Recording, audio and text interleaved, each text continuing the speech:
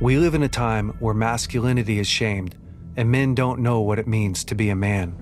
As a pastor and counselor, I've spent the better part of my life equipping and training others. My goal with this show is to translate my hard-earned experience into tools and tactics to help you become stronger as a man. This is the BraveCo podcast. I'm your host, Jason Valentin. Welcome back to the BraveCo podcast, men. I am your host, Jason Valentin, and with me this week is my good friend, Seth Dahl. Seth, thank you so much for coming on. Yeah, it's good to be here. We're going to get it this time too. we tried this before and nothing happened. Yeah. So we did a full podcast a month ago and unfortunately failed to save the recording. I think it was our end or whatever, but anyways, I'm stoked to do this. It's always an honor to be with you. We just got done with a long range shooting school, Seth and I, for a bunch of dudes in Wyoming, and that was in August. Seth, was that the first time that you had shot long range before? Yeah. I think the furthest I'd ever shot before was like 300 and some yards. So to go to 1,000 is a whole nother level. Yeah. Yeah. It was such a cool experience. We had, 20 guys there or so at 10,000 feet elevation. And, man, every man learns, like Seth said, how to shoot out to 1,000 yards, how to, handle his weapon, all that stuff. So super fun to share a camp with you, but I'm excited for this. You just have a wild story and you're such a great man, but I just want to read your bio really quick. Says this is a writer and a worldwide speaker to adults and children. You're known for your powerful wisdom and communication through your contagious joy and childlikeness. With over 20 years of experience working with children, Seth empowers parents to build strong connection that fosters peace and creates a thriving family culture. One of the reasons why we brought you on here is because of your incredible strength and wisdom with marriage and with children. So you worked at Bethel for quite a few years. I can't even remember how many years, but running our children's ministries. It's what you do now with Seth Dahl Ministries. You focus a lot on marriage and a lot on children. Can you just tell us a little bit about that? And then we're going to jump into your story. Yeah. So I did 10 years at Bethel and always had a heart for kids, but then started to realize if what happens inside the church doesn't happen in the home, it's not what Jesus intended. And so started moving more towards families, which includes marriages, kids, discipline, vision, all the stuff included. So yeah, I'm doing a lot of that now, some one-on-one coaching, more group stuff right now, just taking parents through like a program. And yeah, that's what, traveling a bit still, not as much. It's been kind of nice to not travel as much no more. So in the early years, right, when my dad started traveling a lot, it was like the thing to do. Like traveling was like, oh man, you get to go on an airplane, stay in hotels, like hang out, at these other places. And as a young guy, I was always like, oh, wouldn't that be the dream? Now it's like, if you can get paid to do everything you want to do from home and not leave, that's a good life. That is a good life. Yeah. And now it's like, if I take a big trip now, I make sure it's one that I can take one of my kids on.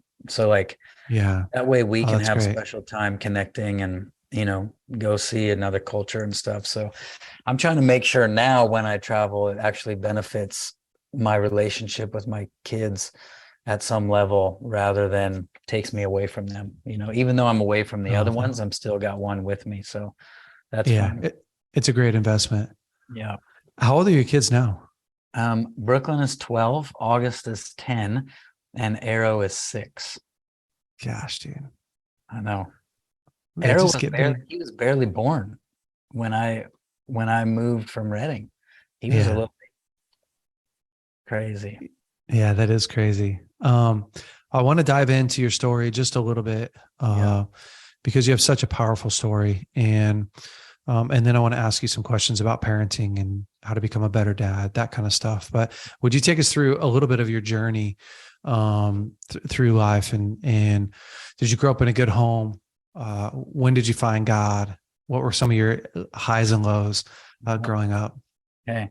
Well, I did grow up in a really great home. My mom is one of the most amazing people I've ever met, but she was also a single mom because my parents got divorced before I was one. So my first 9 years was just me and my mom. But she worked, she had a really good job. So she got us in a good neighborhood, got me in a Christian school, then worked at the Christian school. So it was kind of like she was around as much as she could be. And yeah, she's just a powerful woman of God. And so that's how I grew up. But those first 9 years too were kind of like foundational in establishing me as a young boy who doesn't have a dad, doesn't have a real strong male presence in my life, just me and mom. So that definitely impacted my foundation. The first time where was your dad? What happened to that?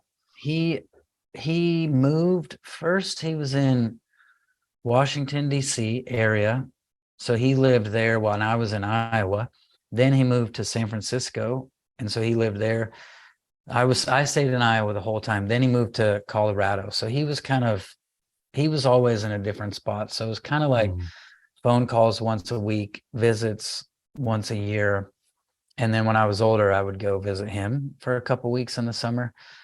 So that was, I just remember that was super painful. Every time he came to visit, I didn't want him to leave and didn't understand it. So that was super hard. But the first time I met the Lord, I was 5. I couldn't tie my shoes. Like everyone had tried to teach me how to tie my shoes and I didn't know how. No one could get it. And I was in kindergarten taking a nap. I had full day kindergarten. So we like took a nap partway through. Bro, I'm with you. And naps at kindergarten was the deal, bro. It was just go to recess and then come take a nap and then have a snack. Yes. Dude, how do we get back there? I know that's what we need. Yeah. Kindergarten needs a little bit of rearranging again. Oh my gosh. So I'm in my nap time and the father comes up to me in my nap and kneels down and shows me how to tie my shoes in my dream. And I wake up, look around, everyone's asleep, the teacher's at her desk, and I tie my shoes for the first time in my life. And I went home that day and said, Mom, look. She's like, how'd you learn to tie your shoes? I'm like, God taught me how to tie my shoes. I had this dream and I just explained to her. And so that was my first time really encountering God. But partway through, that was rare. Like we went to a church that believed in the power of God, believed in like the Holy Spirit, but I don't think we really saw much besides like speaking in tongues. And so it wasn't like practiced or regular stuff. And so, I kind of got to this point, I think, where I was just so hurting and so lonely and so like kind of done with church and religion that I just started going off the rails. Like I was your typical, like I started stealing CDs and like stealing rap music, like Snoop Dogg and Dr. Dre and all those guys. And I remember going to this kid at 16 years old and I said, bro, he had come from a public school. And I was like, bro, we listened to all this music about smoking weed, but nobody smokes weed. Like what is this? Like, I want to try it. And he's like, bro, you can't just, I'm like, come on, you came from public school, get some weed. So he gets us weed and we smoke it. And the first time I smoke weed, I get busted. Like they catch me. No way. Told somebody who told the principal. So I get expelled from my Christian school at 16. And my dad is like, hey, you can either go to military school or get a job and homeschool and get straight A's. And I was like, well, I'm not going to military school. I'm going to get a job and get straight A's and homeschool. So I did that for a while and then just kind of dabbled for a few years in just smoking weed and stuff. And then we just kind of got to this point where we had a nice system going. We were all skateboards, and we'd get like an ounce of weed every day, and we'd just smoke enough to get really high, sell the rest, and then pay for our next ounce. So we were just trying to smoke for free. Well, one day our friend was like, bro, I can't find weed anywhere. There's nothing. But I ran into a guy who sells Coke, and we can get some Coke. I'm like, no, I don't want to do that. Like, I'm not doing this. And he's like, listen, we can get higher than we do, and we can make more money. I'm like, all right, let's try it. So I remember the first time I snorted Coke in my 5th grade locker partner's house. We knew each other in 5th grade, and somehow we reconnected. And so we snorted this Coke, and I told my friend like an hour later, I said, bro, if I don't stay away from this, it's going to ruin my life. Like, I could tell I loved it so much that if I didn't avoid it, if I didn't end it now, I was in trouble. And it was so a few weeks later, we're just off the rails, snorting Coke all day, every day, selling Coke. We went from like an ounce of weed every day to like an ounce of Coke every day, which went from like $100. Like, everything just multiplied dramatically. But then one day the Coke guy, our main Coke guy, comes and goes, no Coke. We don't have any Coke right now. It's only crystal meth. And I'm like, no, I'm not doing this.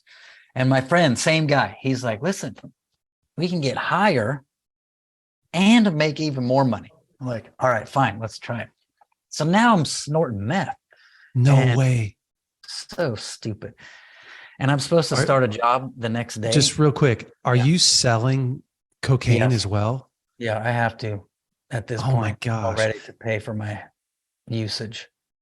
That's I broke insane. the rule. You're like not supposed to get high on your own supply. Well, we had to we had to supply in order to pay for our own getting high. It was ridiculous. How scary was that for you? I think at the time it wasn't that scary. Like, I was pretty naive to that world still, even though, I came in as a user, not as a dealer. So I was pretty naive. I was really naive until my best friends like broke into my house, pretended like it was someone else, and stole everything. And then I realized like, oh, I'm dealing with stuff here that I've never really been exposed to at this point in my life. And, rap music does a pretty good job of explaining it, but at that point it was still other people's experience, not mine. Yeah. So that was, yes, we're just selling. It's not scary quite yet. It gets scary real fast. Like, meth is where it started to get scary, because I was supposed to start a job the next morning at like 6 a.m. My first job I've had in a while. I was really excited, but now I snorted meth at 5 o'clock at night. Well, I blink a couple times and I don't snort anymore. Everybody's snorting meth all night long. And I am trying to go to sleep, and it's 5 a.m. and I go, I got to go to work in an hour. And I haven't slept. So now I'm taking meth to my job at 6 a.m. to try to make sure I stay awake. Oh my gosh. So fast forward 2 weeks, I've barely slept. I've barely eaten any food. I've snorted meth every day since, and I've already lost my job, and I would like go in the bathroom and snort a line of meth on the toilet seat, not the seat, on the back of the toilet, and then just lay down and try to take a nap. It was horrible. And I told myself, like, I'm getting out of this. I'm not going to do this anymore. So I sold the rest of the meth with rubber gloves. I bought rubber gloves because I could feel it soaking into my skin when I would like mess with it to sell it. I could feel it go in. So I just got rid of it and went back to Coke and weed to try to like not do meth anymore. So that's all happening. And around that same time, another friend is like, hey, and we've dabbled with acid at this point, mushrooms. So like all of it's kind of coming in waves. But then that's when ecstasy started showing up, and my friend's like, bro, we can do ecstasy. And I'm like, no, I don't want to do that. Bro, it eats holes. Your friend. Yeah, I know. This is a different friend, bro. I had to learn. This is what I learned. When I got saved, I learned the people I thought were my friends were more like enemies. Those are my friends. Those are like enemies. And I didn't know it. I just trusted him.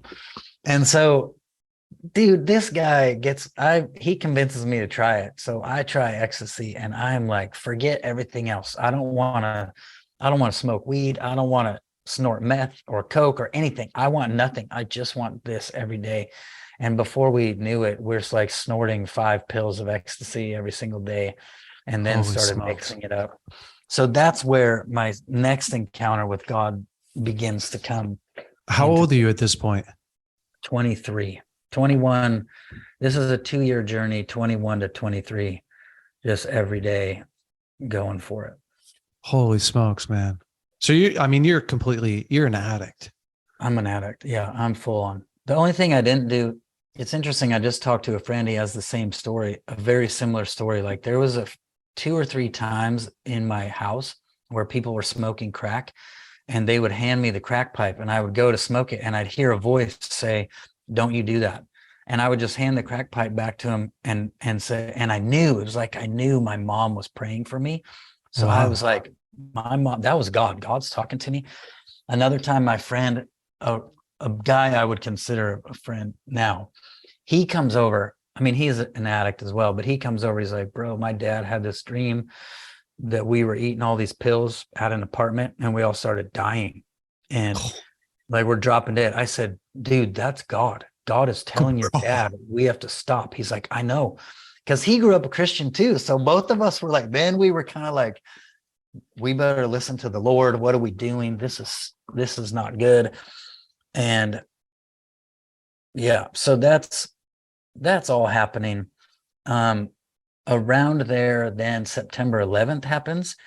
And I remember watching that and going, I don't know, something shook me. Fear entered my heart at a level that I had not ever had, where I was like, oh, this is for real. Like life is for real. Jesus, I knew Jesus was for real. Like he's going to come back and the earth is shaking and stuff's not good. Even though I was all high, I could understand like the World Trade Centers. This is bigger than what I've opened my mind to before. And that sort of started me thinking a little bit differently about stuff, but then it wasn't fully impacting me. And then another friend got me this job at a really nice restaurant. So I'm working at this super fancy, like the best restaurant in Des Moines, Iowa at the time. Really nice. And but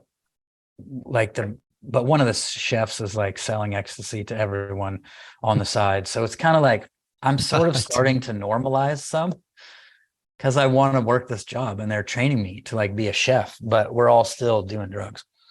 And one day out of nowhere, I go in there and they're like, "Seth, you yelled at this other chef. You're fired." And I was like, "No, I never yelled at him." And they're like, "Yeah, you yelled at him and you're fired." I'm like, "No, you can't. No, I didn't do it." And I have no recollection of it, but they just fire me. And that's when I was like, okay, I'm done. And I went to my friend's house. We smoked a joint. I said, I got to go to my house. I go to my house. I grab a gun. I had a Glock.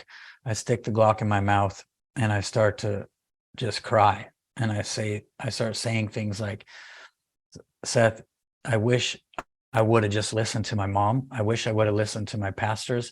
I wish I would have listened to my teachers. I wish I could start my life over. I wish I could just be born again." And I heard that come out of my mouth, this born again. And then somebody walks right through the wall into the room.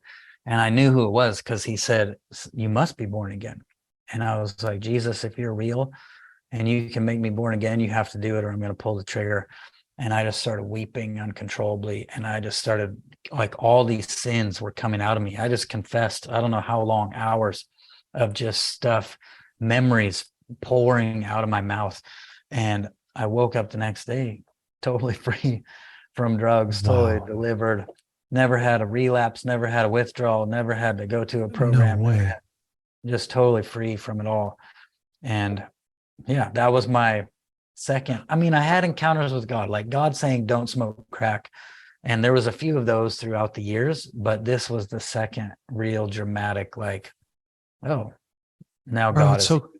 it's so crazy that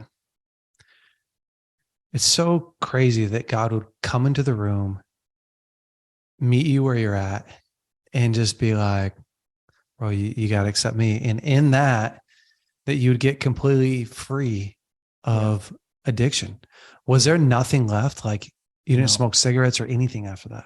I mean, I struggled with cigarettes. It was crazy. Like I started learning powerful things in those times. Like I would go buy a pack of cigarettes, smoke one, feel like I needed another. So I'd smoke another one. And I had this thought.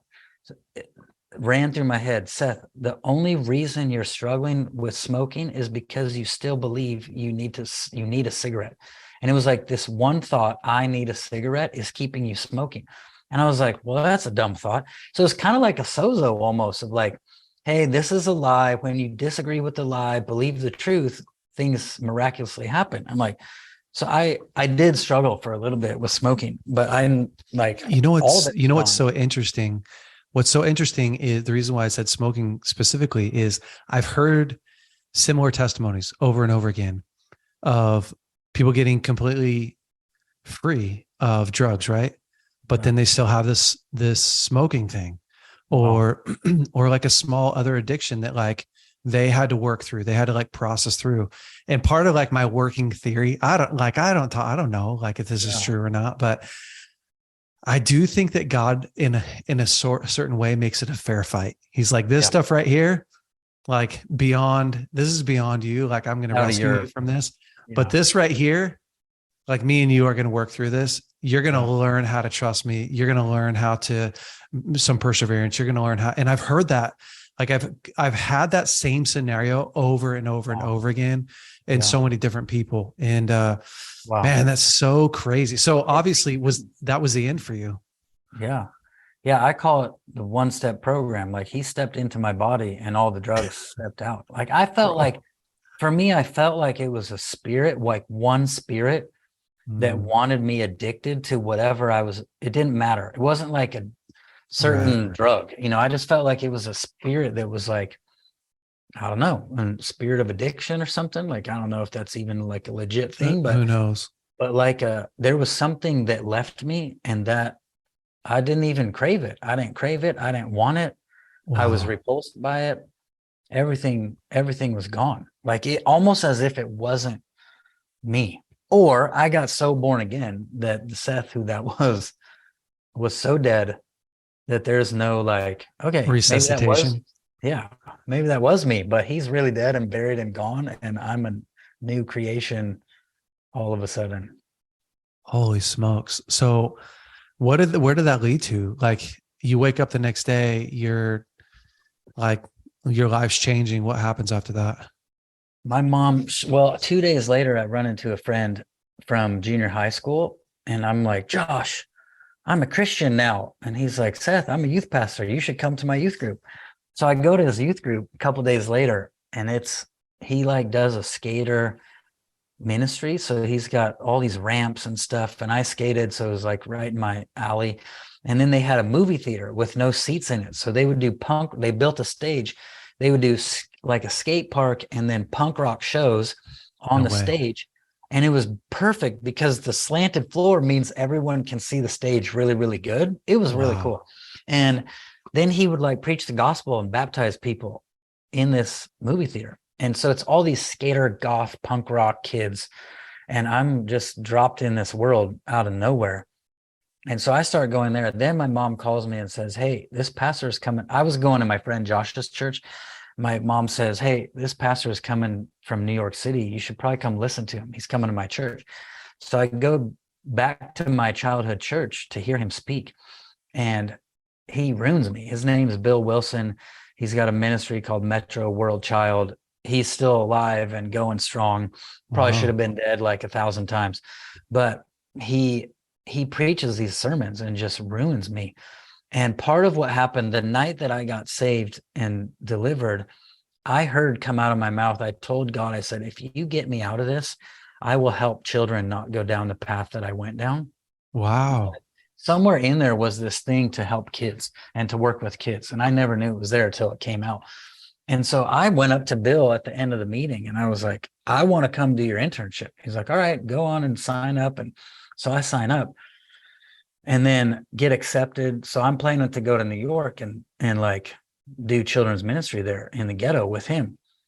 Well, in that same time, my house gets raided by the SWAT team, and they just come in like 8 guys come in, and they're like, "Where's the drugs?" I'm like, I don't have any drugs." Like, "You remember me?" I'm like, "No, I don't remember you." He's like, "You sold me drugs in a grocery store parking lot, and you're under arrest." And he cleans What? out my whole house. The only thing, I already sold my guns. The only thing he could find was one bullet shell that I saved from my Glock, because I really just wanted some kind of memory of that season. And he's like, "Where's the guns?" I'm like, "I don't have any guns." "Where's the drugs?" Like, "I don't have any drugs." Like, he's like, "We've been following you around." I'm like, "Okay, I know."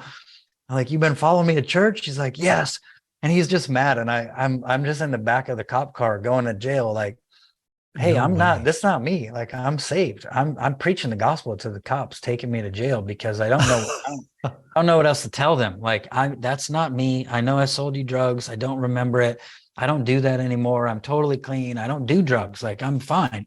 And I'm saved now. I'm born again." And I'm just trying to explain. Well, I go to jail and I get like 2 years of probation, and I'm not supposed to go to New York. And God works all these miracles so that I can still go to New York, even though I have like 1 year and 10 months probation still. Like, I'm only 2 months into my probation, and she lets me go to New York. And it was really cool. Like, in New York, they made us keep a book, like take pictures and make a book of everything that we did. It was before Yeah. smartphones. And so I come back to my probation officer 4 months later. I show her this book, and she's flipping through, and she's like, "Seth, you're a different person." Like, she's looking at me preaching to hundreds of kids and Wow. visiting kids in the projects and these giant skyscrapers. And she's like, "You're a different person." I'm only 6 months into my probation now. I did a 4-month internship. She said, "Seth, I'm taking you off probation, and we're going to expunge your felony as if it never happened." And so Wow. I have, my felony's gone. I got off a year and a half early from probation. Like, I just didn't have to finish it.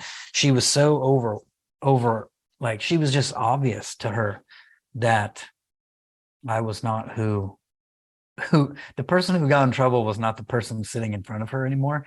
And so that was it. And then I ended up moving to New York a little bit after that to go on staff for 4 years there in New York City. And when you were there, were you over the children's ministry? Is that what you did? Mm. We had 17 teams. So I wasn't like in charge of the children's ministry. I was on a team in the Bronx and in Harlem that we did sidewalk Sunday school. And then I was one of the teachers for the indoor Sunday school. But it's 20,000 kids every week that go through that Wow. Sunday school.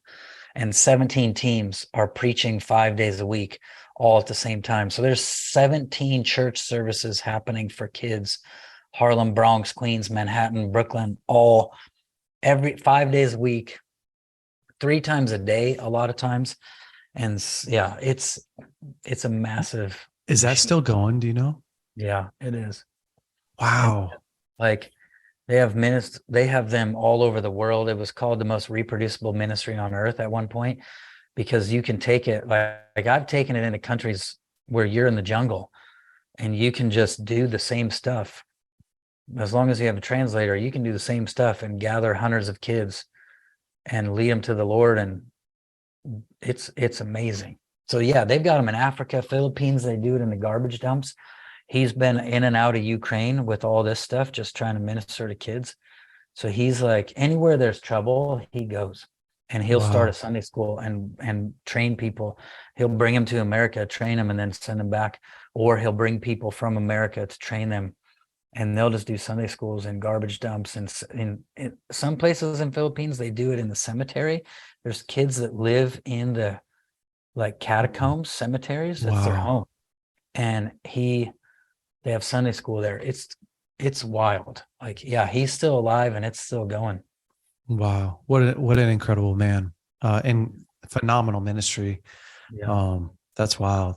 Yeah. When I met you, which we've talked about this before, but it's really funny because I was on staff at Bethel Church, which I still am. And but I was working for the school ministry at the time for first year, and doing interviews. Right. So I was a pastor on staff, but in the summertime, we do all these interviews to onboard the students and stuff. And I remember doing my interview with you, and I think you were in a bus. You're like, I'm in a bus in New York. And I was. It's funny because, man, I did hundreds of interviews. I don't remember, like, maybe I remember 2 interviews. Yeah. And yours is one that I do remember, which is so funny, that you came and came out to the school and just continue that journey with God, right? Yeah, I remember it had been raining that day, and we did Sunday school, and we had a phone call, and you called me or I called you, and it was powerful. I mean, I'll just tell that. You want me to tell that part a little bit? You can, yeah, go for it. I like it. Yeah. So we talked, and I told you what I did and like why I wanted to come to school, and just, I think for me, I was saying stuff like, I don't know if I told you this, but my heart was kind of like, I believe in the power of God because of how I got saved. Like, I believe God wants to deliver addicts and heal the sick. I believe that because it's how I was born again. And I'm going, I just don't see it. Like, and I want to learn it. And I read Bill's book. I read your dad's book. Like, I have to go there. I have to go there. And so I think I told you all that or whatever. And then you asked me, you said, Seth, what do you want God to do for you? And I was like, I think I said something like, I don't really know. And then you said, I think you asked me, do you struggle with porn? And I was like, yes. And somewhere in my 4 years of ministry, I just started struggling really bad. Like and it's super hard when you're a kids pastor. Yeah. And you're like, I preach to kids all day, and then I go home and look at porn and fight it for a week and do really good and then get sucked back in. And it's like, that was just hell. It was pure hell. So I was just honest. I was like, yes, I need help. And you let me in the school. I'm like, great, he's not going to let me in the school now. I just told him I'm born. And he's like, and you let me in. And so I moved.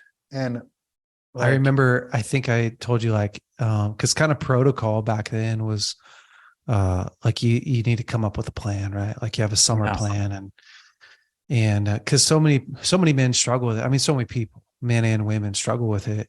And we see so many people get breakthrough from it. So it's always one of those like super cool journeys to watch people get through that, have a successful year, and come to school and watch their lives get radically transformed. Yeah. So yeah, I don't think you told me I needed a plan.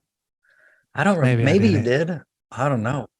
I just remember like, okay, my plan is to go to Bethel and see what happens. I'm trying to manage this. But I'll never forget. Your dad said one day, he said, well, there was 2 days. The first day he said, Jesus didn't just die for you, he died as you. You're not a sinner, you're a saint. And then and that it felt like he shot a bazooka at me. And it was like, oh, I'm not a sinner, I'm a saint. And then he said, a trick of the devil is to make you believe the thoughts he sends you are your own. Sometimes you just need to live in denial, and you need to deny those thoughts that come across your screen, your head. And it was amazing. Like, I felt like I've been partnering with these thoughts all along and never knew that I was a saint. And those aren't my thoughts. That's not thoughts that saints think. That's not thoughts that Jesus thinks. And I would open my computer, I'd flip it open, and I'd feel them come. And I would go, that's not my thought. And I would just journal in my notebook, a trick of the devil is to make me believe the thoughts he sends me are my own. And it was, I I had to fight that one a little bit too, but it wasn't like I had to fight it. Like I had weapons now. Like I would open my computer, feel it every time it would come. And I'd recognize, like, that's not mine. I'm going to live in denial. I'm not going to agree with this thing. And I would just fill my journal with stuff. And that 1 year, man, your dad said those 2 things, and it drastically helped me. Bro, it's so powerful. And I think we won't camp here long, but it's so crazy what happens when you realize, like, not everything that goes through my head is my own, like you just said. And 2, like, I'm not this horrible human being that's just struggling along in life just to make it. And what happens when you empower yourself to change how you see yourself, all of a sudden the standard in your life gets raised because you see what's possible.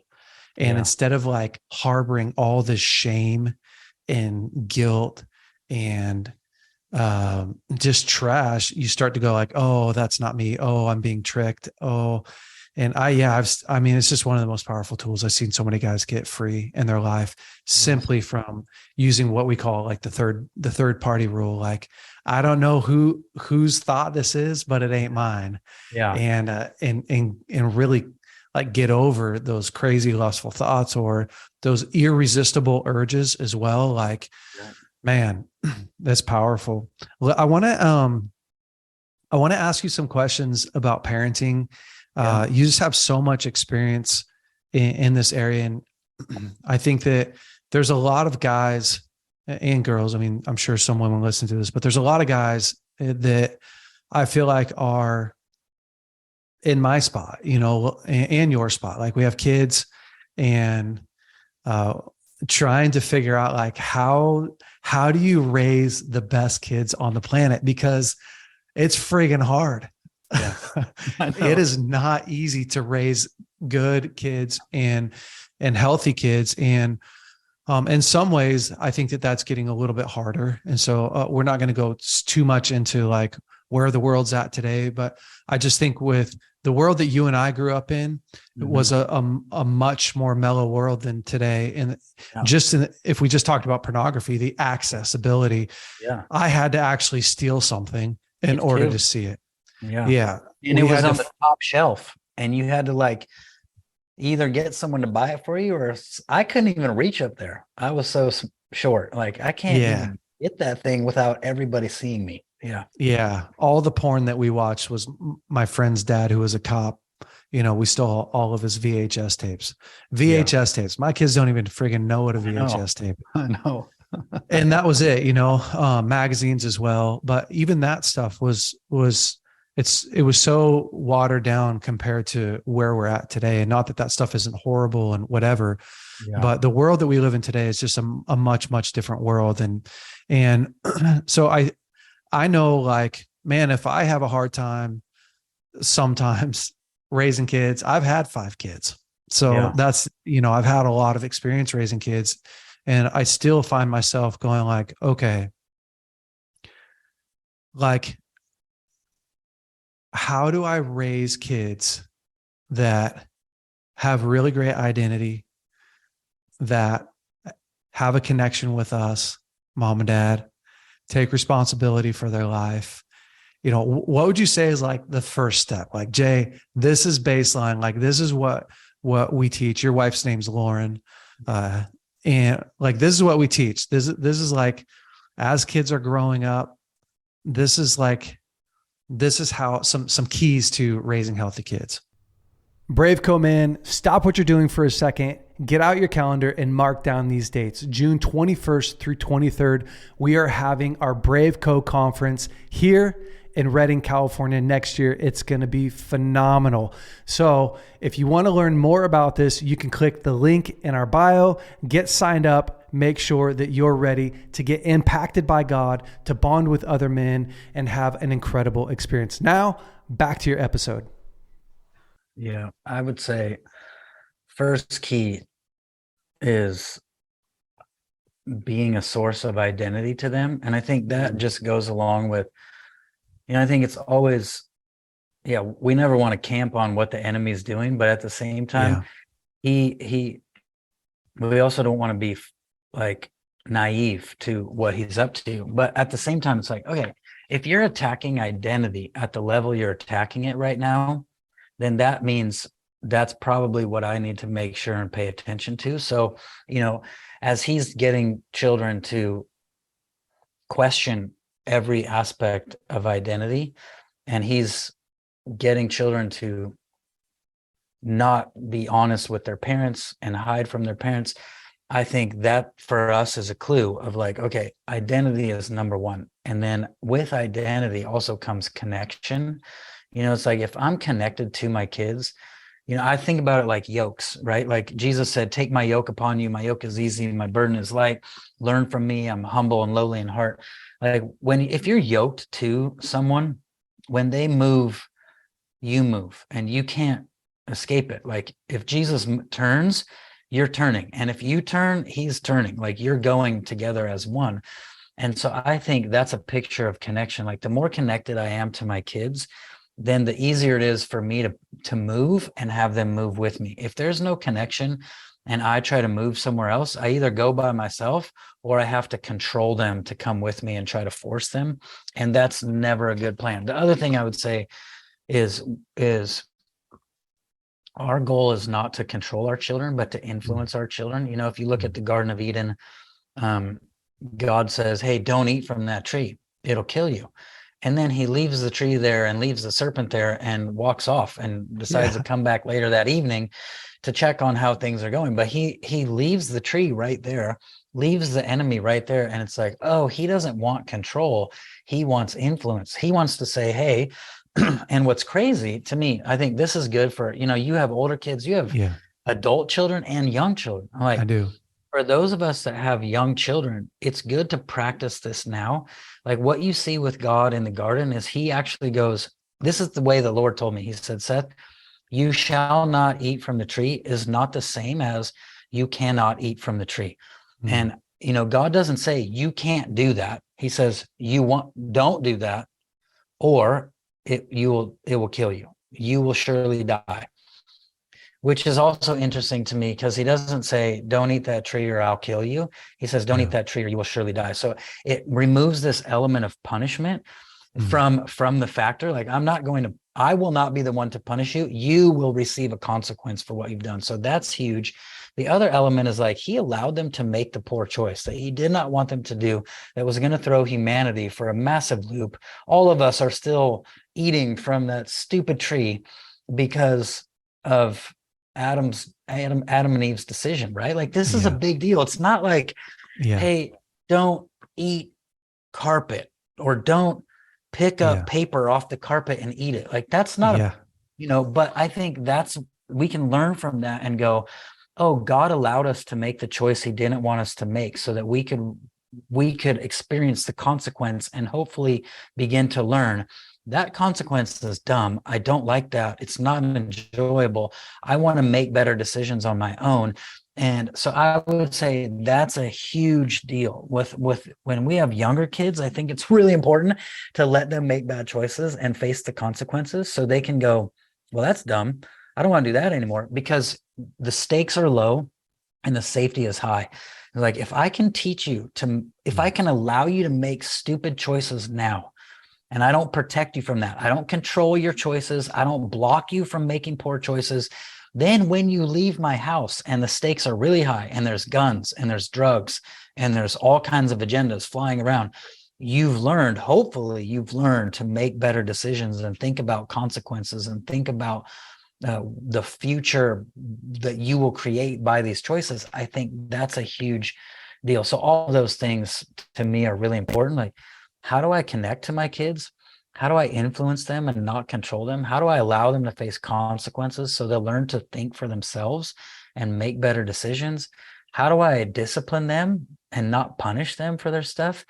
And then how do I instill a deep sense of identity? Because the enemy, that's all he wants is their identity. The identity theft for many, many years has been the number one crime. Digital identity theft. They take your credit card, whatever. They drain your accounts. They put your name all over stuff. It's like, oh, identity theft is the number one crime in the natural because it's the number one crime in the spirit. And so if we get really good, I think we just have to get better and better at how do I instill identity in my children and be a source? Because if I'm not the source, something else is going to be the source. Of course, God is our source. But if I'm not reinforcing God's identity in their life, someone else will erode it and destroy it. And so practically, let's get down to like, I love it. Let's get down to like a couple like brass tacks, maybe kids to like 1 years old to like 5. What's like the plan? Like, okay, I'm going to pour identity into my kids. What are you doing for your kids practically to like begin to build that foundation of identity? Yeah, I think, okay, so identity is, I think there's 5 keys. It's great. I just taught this last night. I think Come there's on. 5 keys to identity, to instilling identity in our kids. The first one is our kids are asking questions.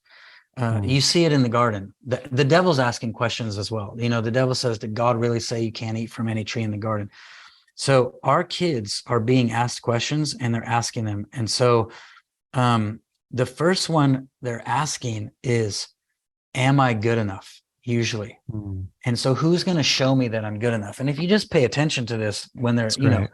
a teenager, I know we're talking 1 to 5, but teenagers, like if they don't feel good enough for their parents, but they feel good enough for their friends and their friends accept them as they are and love them as they are, that friend is not just a friend. Now they are the source of identity in Yeah. our children's lives. And we're no longer the source because our kids, the way we raise them or discipline them, they do not feel like they're good enough. And so I think in all of our stuff, that's what we want to make sure we're kind of answering is like, you're actually good enough for me.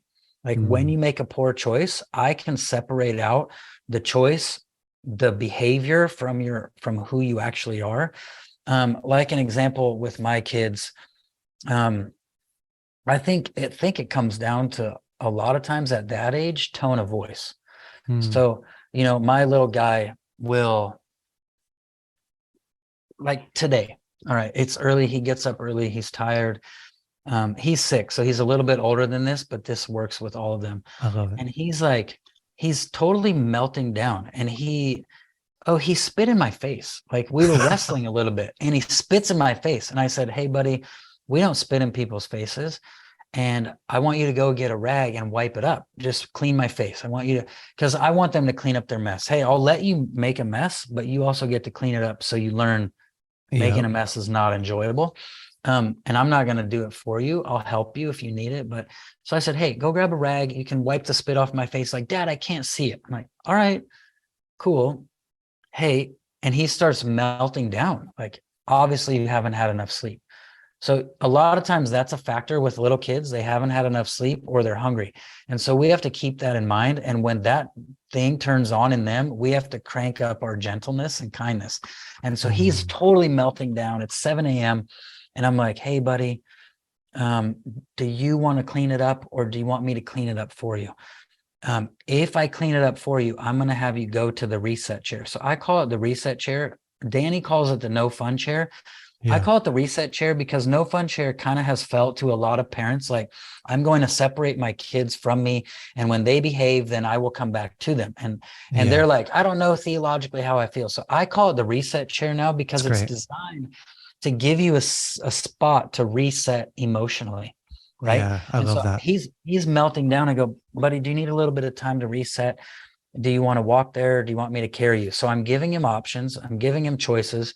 If he doesn't make the choice, I'll make it for him. So I'm like, all right, I'm going to carry you. I take him over. I said, here, take a little bit of time and reset.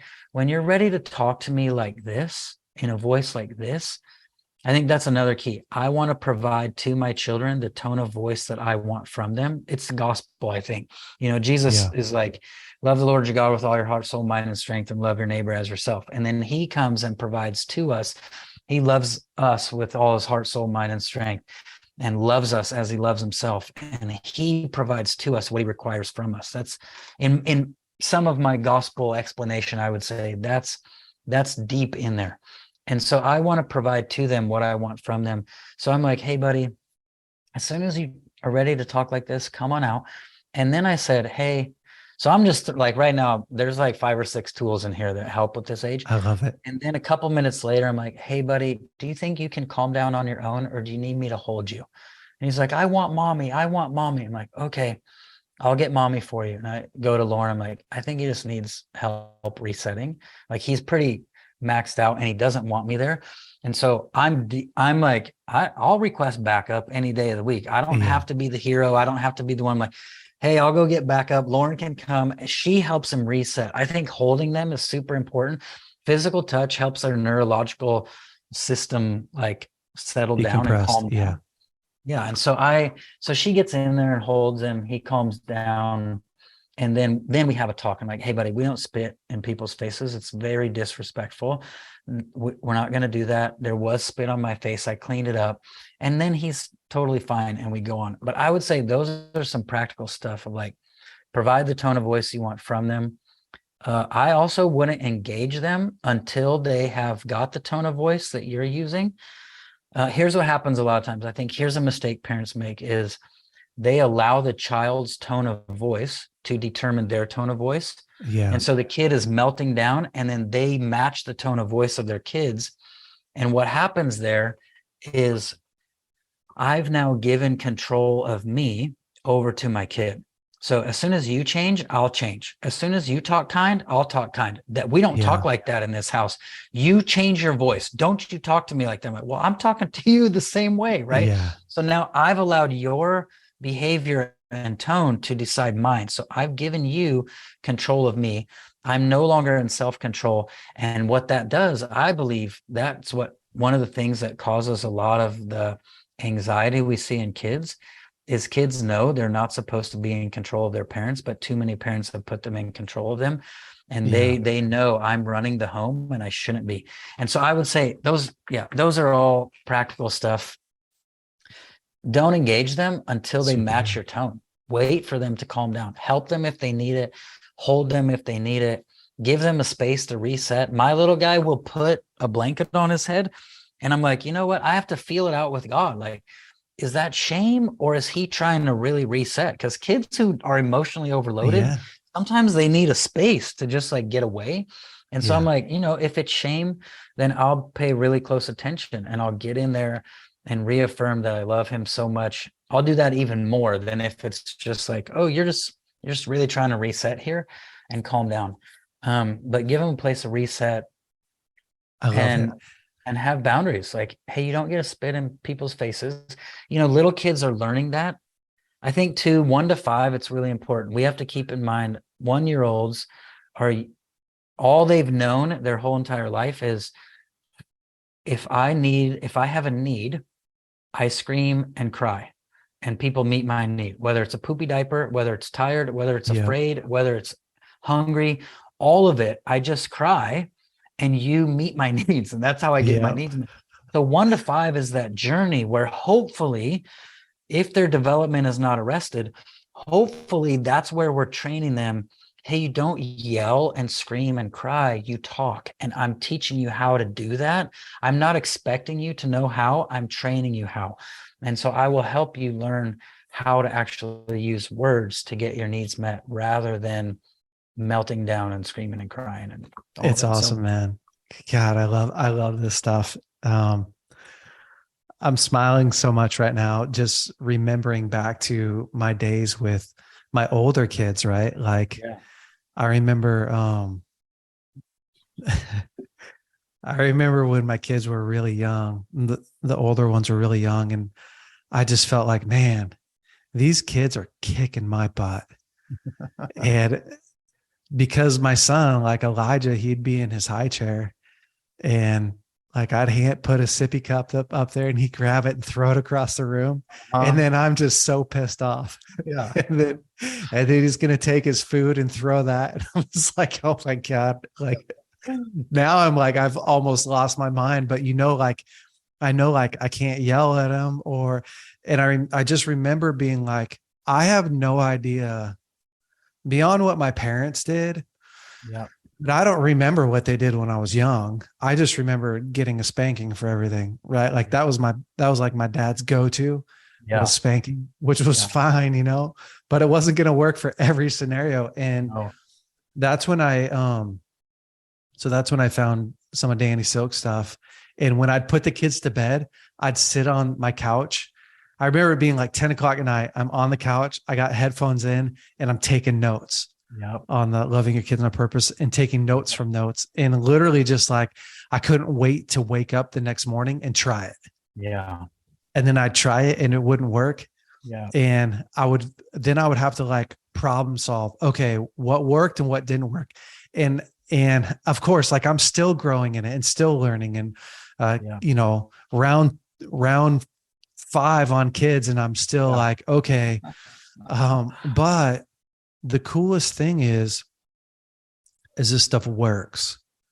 And what I love the most about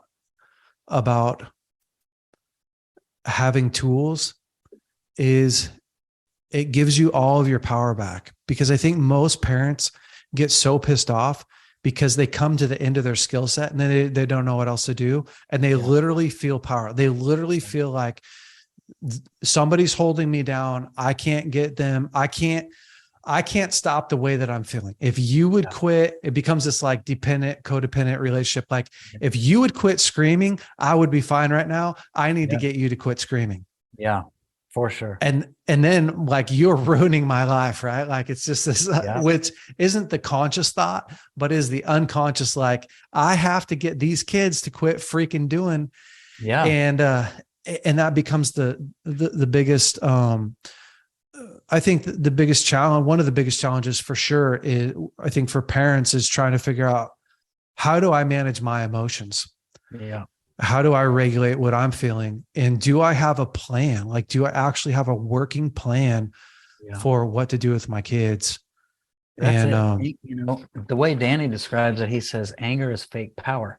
And so usually I need fake power because I feel powerless. And so if I have tools and I have a plan on how to use them, I actually can avoid getting angry because I don't get powerless. And so I actually, you know, I can tell, for me, I can gauge it. Like if I'm in a really good spot, if my kids disobey me and I actually feel okay, because if I have that in my mind, like, no, I want you to make these decisions now.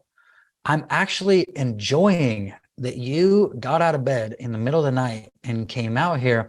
I'm happy about it because I know this is where you're going to learn. And I have a plan. So I don't get angry, but I actually get a little bit joyful because I'm going, you know, it's like you were saying, I can't wait to use this. I can't wait to try this. Whereas like, oh, I can't wait because you're going to learn. And what you're going to learn here is going to help you the rest of your life. And if you don't learn it here, you're going to have to learn it out there. And that's not going to be good. And so I know for me, as long as I have a really good plan, I have the tools, I have them up the plan, which that needs constant adjustment, because every time they change, you know, it's like, well, now my daughter's turning into a teenager. She just hit puberty. Everything's like, oh, this is a different game than when you were 6 years old. And so all of that is like, the more I have my plan and my tools, the less I get angry because I don't get powerless. And I actually get joyful because I'm like, you're going to learn. You're going to learn. This is great. You're in the middle of becoming a genius right now. And I like it. Go ahead and come out. I want you to come out. I want you to do that. I remember Danny telling me one time, he said, Jay, you're going to give 60 pounds of energy to your kids one way or another. You're either going to willfully give it to them or they're going to take it from you. But you're going to, you know, rent is due and you're going to pay somehow. And I remember just thinking like, oh, that's so true. If I come home and I'm not ready to give, if I wake up in the morning and I'm not proactively thinking, okay, what's my plan? What's my routine for the kids? You know, what's our routine? Building out those routines. How are we going? Where are kids at right now? Where do they need to go? You know, that type of stuff. Like if I'm not putting energy into it, I'm just going to pay over here. I'm going to pick my suffering by not planning. And for me, I think that especially in two areas, with parenting and in marriage, those two things are so true. Is like, you are going to pay one way or another. Don't spend time learning how to communicate well. Don't spend time learning how to have needs. Don't spend time connecting with your wife. You're going to freaking pay for it. Your life's going to be tough. And then spend time learning how to communicate, spend time learning how to regulate your emotions, have a healthy conversation, all that stuff. And you're doing work, but it's gratifying. You're like, oh, this is amazing. I remember just probably like a week ago, I told Lauren, I was like, we have to remember, because my fourth daughter is a fourth child. Her name's Edie. She's 2 years old. And then my son Liam is 8 months old.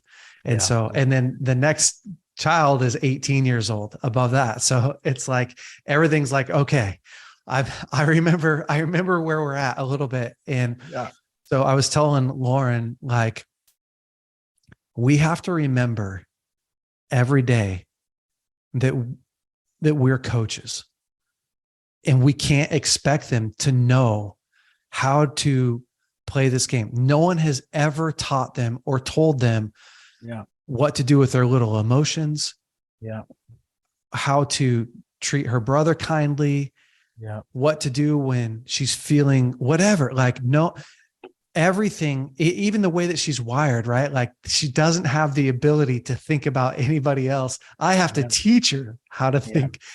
And so I think, like, just little tiny revelations of, like, I'm going to wake up tomorrow and do the same conversation I did today is helpful. Otherwise, I find myself, one of the mistakes I make is I expect that we're further along than we really should be. Yeah. I literally had a dad. We were in a coaching session, and he's like, the light bulb just went off, and he goes, Seth, I have to remember my kid is 4, not 35.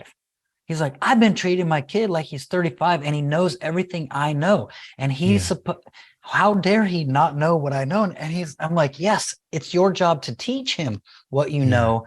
But he was the whole time, and that was powerful for me, because I'm like, wow, we do that. We forget that no one's taught them, and we think they know what we know. Just, I don't know. We would never say that, but it happens internally where you're like, how do you not know this? Or we've had this conversation several times, and you still are doing it. Like, okay, but that was a powerful moment for me when it hit him. He's like, I think my kid is 35, and he's not. He's 4. I'm like, yep, that's it. Oh, yeah. And as they get older, right, the older they get, the harder it is to really remember, like, this is an 8-year-old boy. Who, man, when I have strong emotions, it's hard for me as a 42-year-old to deal with my disappointment. Right. I tell my wife, hey, I'd love to have sex tonight. Now, however you tell your wife that, if you use the word make love, whatever, you got a code word. When my wife says, hey, I'm not in the mood, it's hard enough for me to deal with that. Right. Like, how hard is it for my kids to really want something and not get it, or to really not like the way that her clothes feels at 2 years old? It's like, feel for her clothes is everything right now. So she could melt down over the sock feeling wrong. And I could find myself in the middle of that moment being like, it's fine. Like, Edie, it's fine. Just put the sock up, and then not realize, like, or to have to stop and for me to take a breath and to realize, like, she doesn't have any tools for dealing with, this is really bothering me. I have to impart to her these tools and slow everything down. Another big helpful tip that Danny gave me, I spent a lot of time asking Danny questions. I'd call him like midday, bro, I need help. Like, I'm in a world of pain right here. Help me out. But I remember working through my divorce. So when I was working through my divorce, obviously my kids were working through their pain, lots of pain. And it was tough. And he would say to me, hey, don't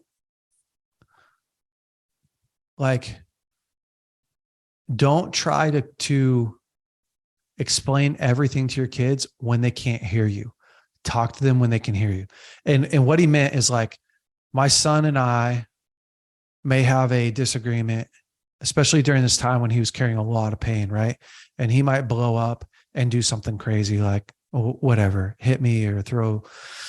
And at that moment, like, it's so tempting to tell my son a whole bunch of things. But Danny was like, he can't even hear you. Like, he's so frustrated, angry, in pain. So what I started doing, which was really helpful, is, of course, I would address that moment like, hey, this isn't super fun. Hey, I'd love to know what you're feeling, whatever.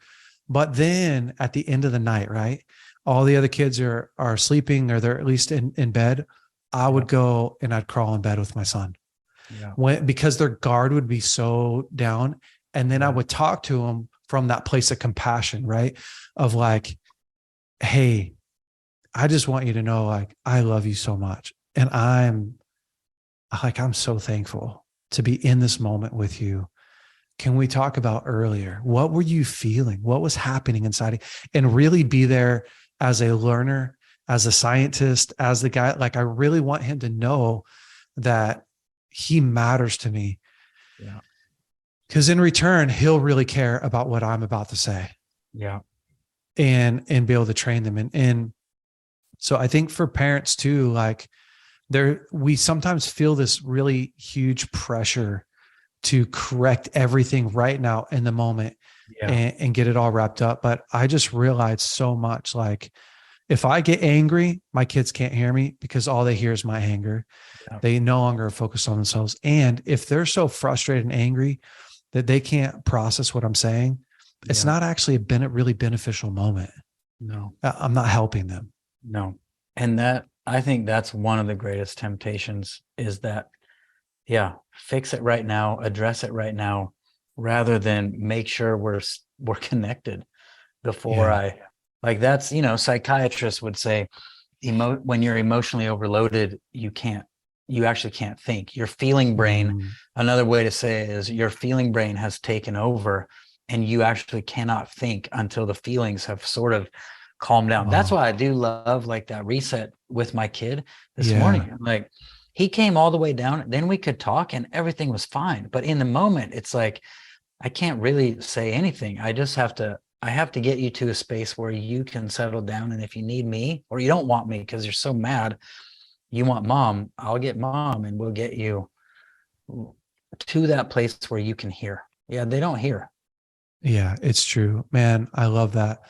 We've been going for a long time, and so, golly, I want to honor your time. But listen, what you and Lauren are doing is so incredibly impactful. And I know that there's a lot of dads and parents that listen to the podcast that just need tools. I mean, they need really reliable, simple tools that work every day for your kid who wants to spit in your face or throw oatmeal or whatever, having a hard time getting them dressed, like my daughter, like real world stuff. And that's why I brought you on here. I wanted to highlight, what you guys have available. And I just love getting really good resources to the world, because that just makes all the difference. And so the easiest way for people to find you, I think, is SethDahl.com, right?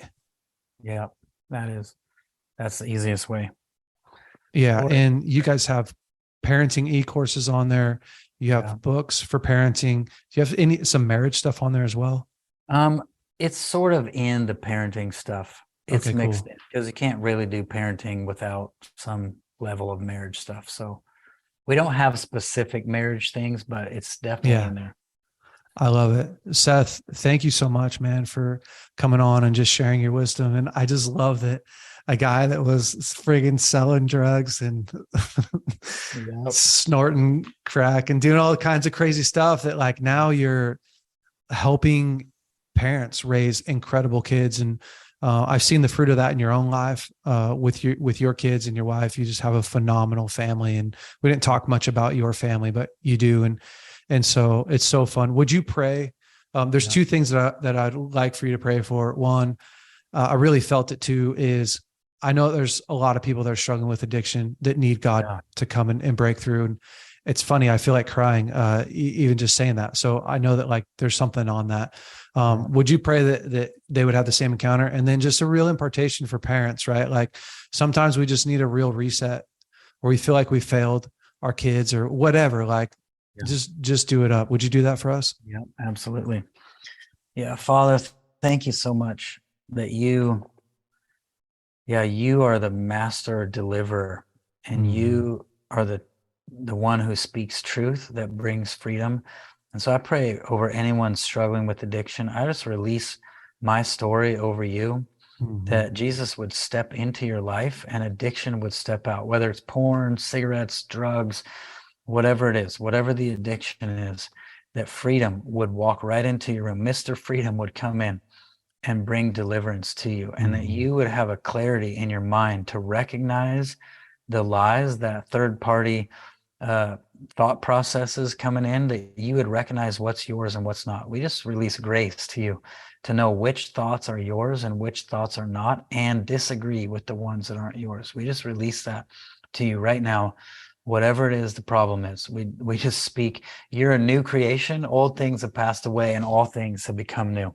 And God, I thank you for all the parents, the families out there. God, we want your wisdom. We know that your anointing teaches us all things, and we want you to teach us family. We want you to teach us parenting. Holy Spirit, we invite you to teach us how to parent our kids, how to be married to our spouses, how to, even if we're single parents, how to relate to the other parent and still raise our kids. God, we ask for your wisdom, your voice to lead us and to guide us in everything that we're doing. And God, I pray just like you came and taught me how to tie shoes, and I feel like you still teach me parenting and relationships. I have people around me and I have tools and I have books and all that, but I also have you helping me. God, I pray that parents would have encounters with you that also help them get the resources, get the tools, get the courses, get all the stuff. And I pray over you that you would know the Father is there to help you in your family. And this is his number one mission, is family. And so I just pray that over you, that God would encounter you, he'd speak to you, he'd lead you, he'd guide you, and give you his wisdom in everything you do with your family. In Jesus' name, amen. Seth, you're awesome, man. Thank you so much for spending this last hour and a half with me. I so appreciate it, man. Thank you. And for everyone else, have an incredible week. I just want to encourage you to pick one thing. You know, if you need to work on your marriage, if you need to work on yourself, you got to work on your parenting. Pick one thing that you're going to dive into this week and actually put the work in and move that needle, build that skill set, and stay brave out there. Hey guys, thanks so much for listening to the BraveCo podcast. If you like this podcast, would you please rate it, review it, leave us a great comment. And if you like this episode in particular, share it with your friends and family. That helps us to spread the word. Guys, stay brave. We'll see you next week.